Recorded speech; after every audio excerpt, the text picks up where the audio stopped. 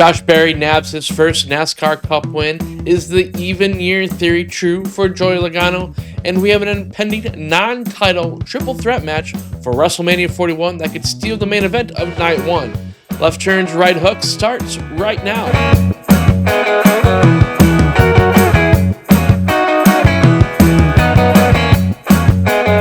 Welcome to Left Turns, Right Hooks, episode number 11. It's your one-stop shop today for some NASCAR and WWE topics. Thanks for joining me. I'm your host, Dan Lindsay. Let's jump right in. I've got some burning questions on my mind this week. There's been a lot going on the last 2 weeks from both arenas of racing and wrestling, so I figured we'd hit a lot of those thoughts all at once. First up, it's a young gun's first win in just his second season at the Cup level. This win happened at Vegas for a driver that was sim racing not that long ago. Dale Jr. tabbed him to join his organization. Then he was handpicked from Junior Motorsports to replace Kevin Harvick at SHR, and then wound up with the Wood brothers in just his second full season in NASCAR. So my first question for today is Josh Berry for real? Yes, he is.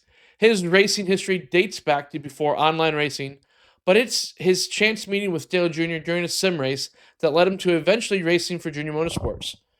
Due to racing for the Cars Tour, Berry saw limited action across all the NASCAR lower rank series with only some spot starts from 2014 through 2019. 2021 provided more opportunities for the young driver, with 2022 finally being his first official full-time season in the Xfinity Series. While in the AAA series of NASCAR, Berry grabbed 5 wins and 28 top fives from 2021 through 2023, finishing 4th in points in 2022. He also holds the most wins in Cars Tour history. Berry proved his potential early and often, catching the eye of some of the sport's best drivers in history. Fast forward to this year, and the sky appears to be the limit. Berry led 56 laps and got a stage win at Atlanta before a crash in overtime. His average running position in Phoenix was 9.1, which was the 6th best of all drivers. He had the 3rd best average running position at Vegas of 7.88. That was only second to Kyle Larson and William Byron. He's qualified in the top 10 on all 3 ovals so far this year, and already has half of the top 10 finishes in 5 races than he did all of last season. I think it's safe to say that Josh Berry is for real. Question 2 in the NASCAR docket, will Christopher Bell pull off another winning streak? So I was really hoping for C. Bell to pull off 4 in a row this past weekend, but he couldn't quite put it all together on a track that really suits his strengths. If he had pulled it off, he would have joined the small crowd of just 8 drivers that have pulled off 4 consecutive wins in the modern NASCAR history, which dates back to 1972. That list includes Cale Yarborough, Bill Elliott, and Dale Earnhardt Sr., and Sr. actually won 6 of the first 8 races of that season in 1987 on his way to another championship for him. Jeff Gordon is the most recent driver in the regular season to have 4 consecutive wins, but that goes all the way back to 1998, not even this century. Jimmy Johnson was the most recent to pull it off, but as he pulled off 4 straight playoff wins in a pretty new chase format, which nabbed him a championship in 2007. Christopher Bell is still on his way to showing he could have the potential of an all-time great, so I don't think another winning streak is out of the question for this season. He's won at this weekend's track of Homestead, and he has a 5.3 average finish in his 3 races there. After there, and Martinsville, where he's won before, he's got Darlington, which is a 10.7 average finish for him over 6 races, and Bristol, which he has a 5.5 average finish over 4 races, and we also throw in a win in 2 top 10s for when they made Bristol a dirt track for a couple races. So Bell may not have gotten his 4th consecutive win this past week, but it wouldn't shock me at all if he was able to get close to it again, given he has an average top 10 finish at 14 of the tracks on the NASCAR schedule this season. He's also won at 8 different tracks already on the NASCAR schedule in his short career. To me, another 3, maybe 4 race winning streak isn't totally out of the question for me when it comes to Christopher Bell. And the third question for today on the NASCAR docket, are we seeing a championship curse for Joey Logano.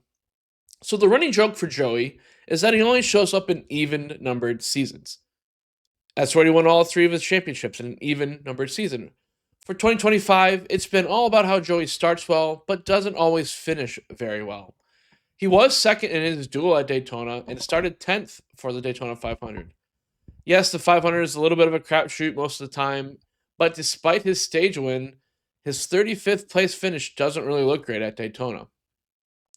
When we move on to Atlanta, he started fourth there. He led the most laps, but he only managed a 12th place finish. Again, not horrible, but not the result that he probably wanted after being a factor for most of the day in Atlanta. Coda wasn't really kind to Joey Logano either, even though he did finish in the top 10 of stage 1.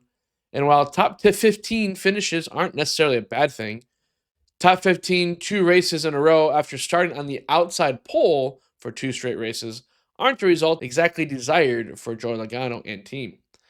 In fact, Barry would have had his pseudo teammate likely pressuring him this past weekend in Vegas if Joey hadn't fallen to 20th on the final pit stop of the race. So I'm not ready to say there's a championship curse on Logano, but if he can't start turning his top 15 finishes back in the top 5s by the summer, it could be another year of wondering if Logano is going to make and or do well in the playoffs this season. Now we've got some NASCAR topics under our belt. Let's hit the ring for some WWE. WrestleMania 41 is a month away, and I've got some topics that need to be discussed, starting with an assumed, not official yet, starting with an assumed non-title triple threat. I'm not talking about the triple threat that's likely between Rhea, Bianchi, and Io Sky. I'm talking about the triple threat with Seth Rollins, Roman Reigns, and CM Punk. That leads us to our first question. What should be the WrestleMania Night 1 main event? It's pretty much assumed that if this triple threat happens between Rollins, Roman, and Punk, that is going to be the automatic Night 1 main event. And I'm here to say, I don't think it should just be 100%, yes, let's give that the main event. Now, should it? Does it have merit? I think it does. I very much acknowledge the OTC. Raise those ones.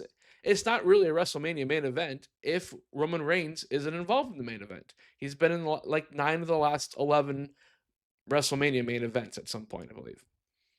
So that alone puts this match of a triple threat in contention for the Night 1 main event, right?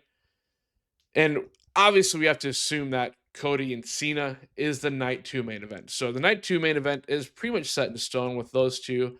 So we really have to figure out what's the Night 1 main event. And the triple threat, again, I don't disagree that it should be considered for it, but I don't know if it should just be a shoo-in for it. I get it. Like I said this with Roman, he's been in a lot of them. And we have two things with CM Punk that point toward a main event. One, Punk's never had a main event at WrestleMania. He wants that. And he still has a favor to gain from Paul Heyman. Now, I lean towards the idea that the favor will probably be championship related. Possibly, maybe CM Punk asking Paul Heyman to be in his corner instead of Roman Reigns when those two are matched together.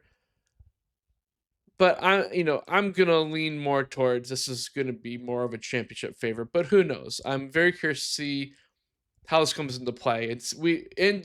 Can't wait to see if the favor takes place before or with WrestleMania. So that triple threat, obviously, two big reasons with Roman and Punk, and I haven't even touched on Seth Rollins yet. He is the ultimate definition of a workhorse in wrestling right now. He can carry anybody. He can put on any type of match you need to put on. Stipulations, long, short, whatever you need from him, he will do it for you. So with all these three, I get why people want this as the main event. But I want to throw out 3 other matches as possibilities for the main event of Night 1. We haven't had a women's championship match as a main event since WrestleMania 35. That's 6 years now. And that's the only one that was a main event on the women's side. And we have 2 really good potential matches on the women's side of the card that could qualify as the main event at Night 1 this year.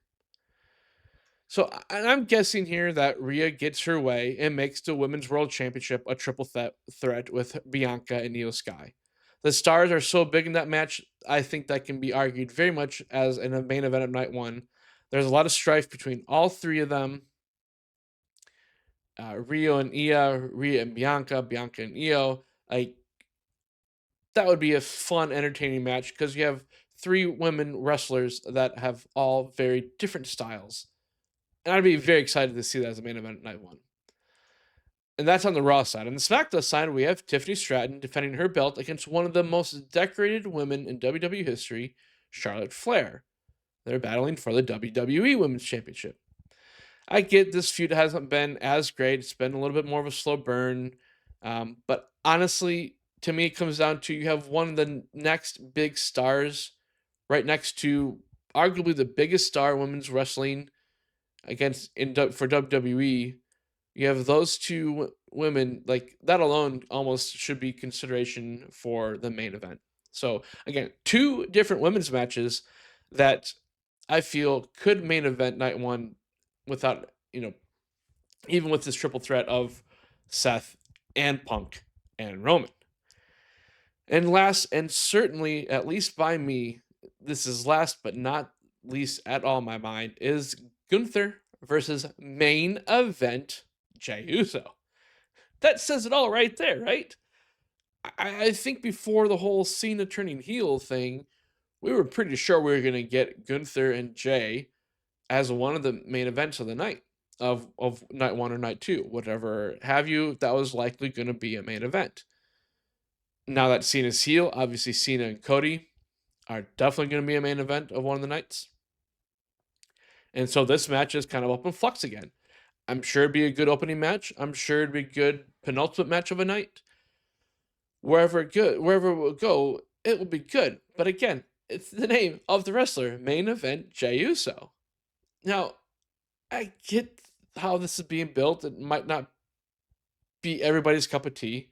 They keep on making matches for one of the two wrestlers each week, and the other eventually interferes in some fashion. I get it. It may not work for you. It works for me, though. Neither is backing down. They're showing fight. They're showing guts. They're showing strength. And I expect even more of that in the match. So, not only do you have a guy that's being labeled as a main event, he's also probably the most over guy outside of Cody Rhodes in all of WWE.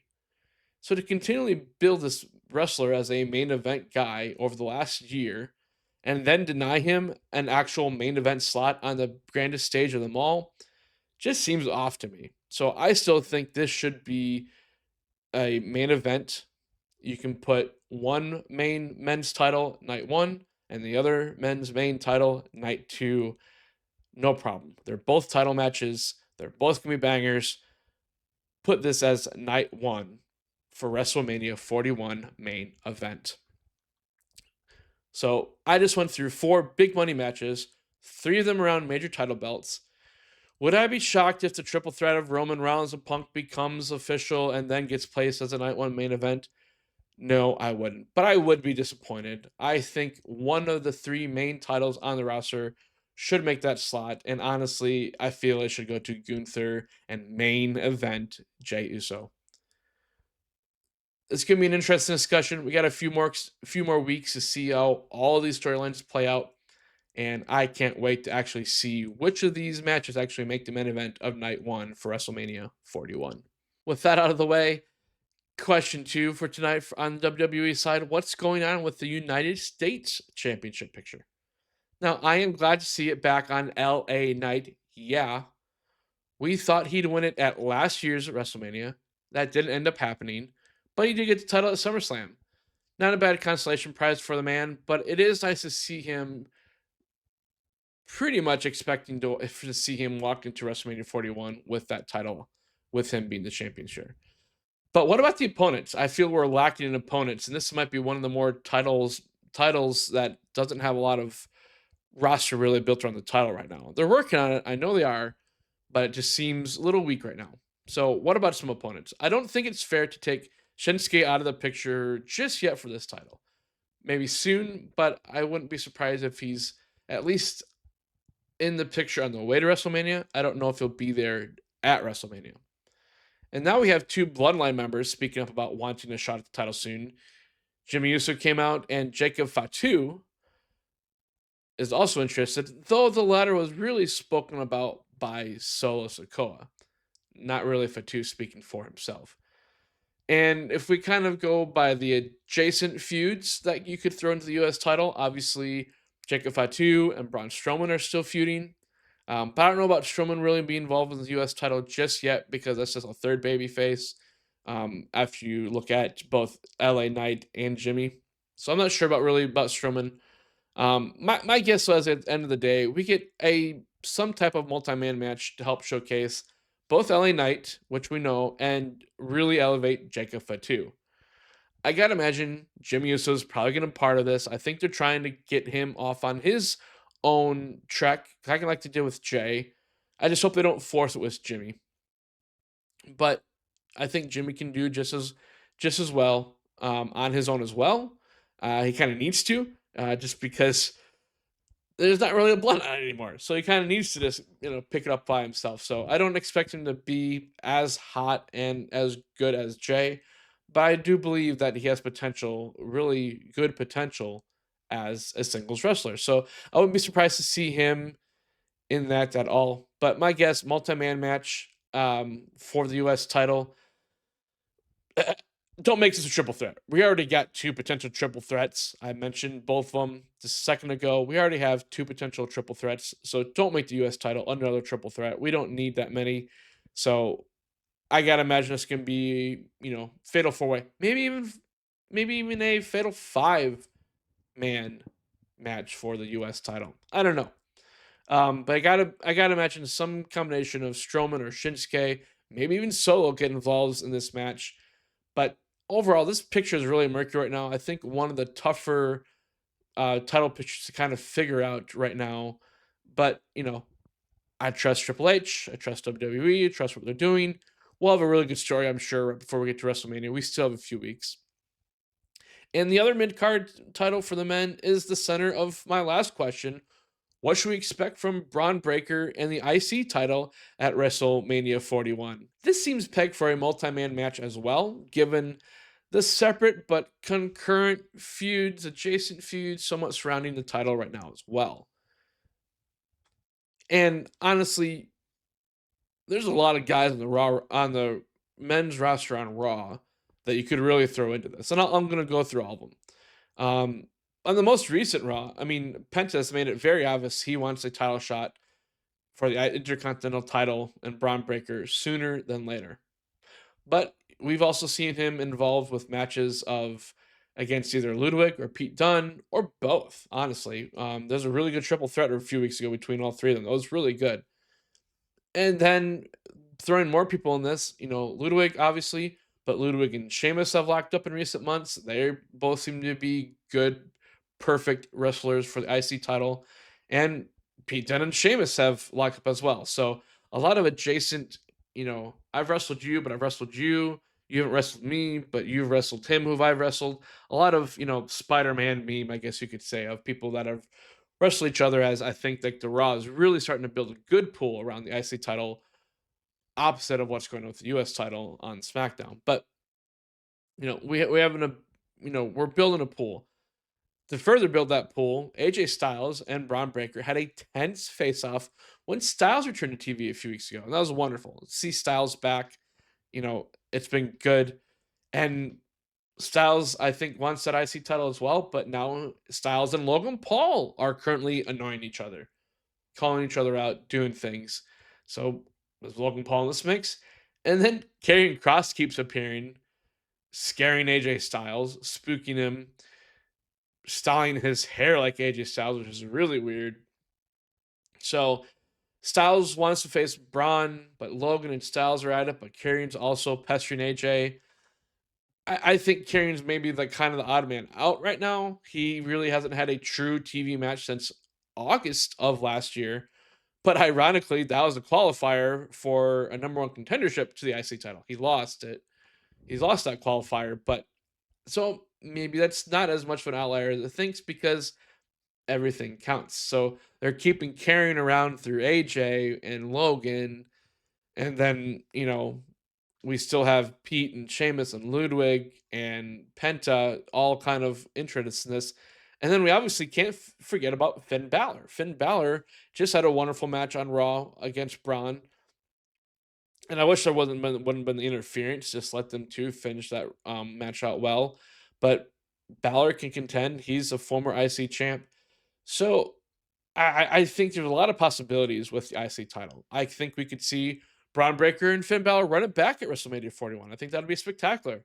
Obviously, if Penta got his match at WrestleMania 41, Braun Breaker, Penta one-on-one, that'd be spectacular as well. You know, give me a triple threat between Braun, Finn Balor, and Penta. I would love any three of those combinations. But again, as I mentioned with US title, we don't need multiple triple threat matches around every single storyline. So I'm either leaning a solid 1v1 match for Braun Breaker, or an idea I like a little bit better, a massive multi-man match for the IC title. And what would be better?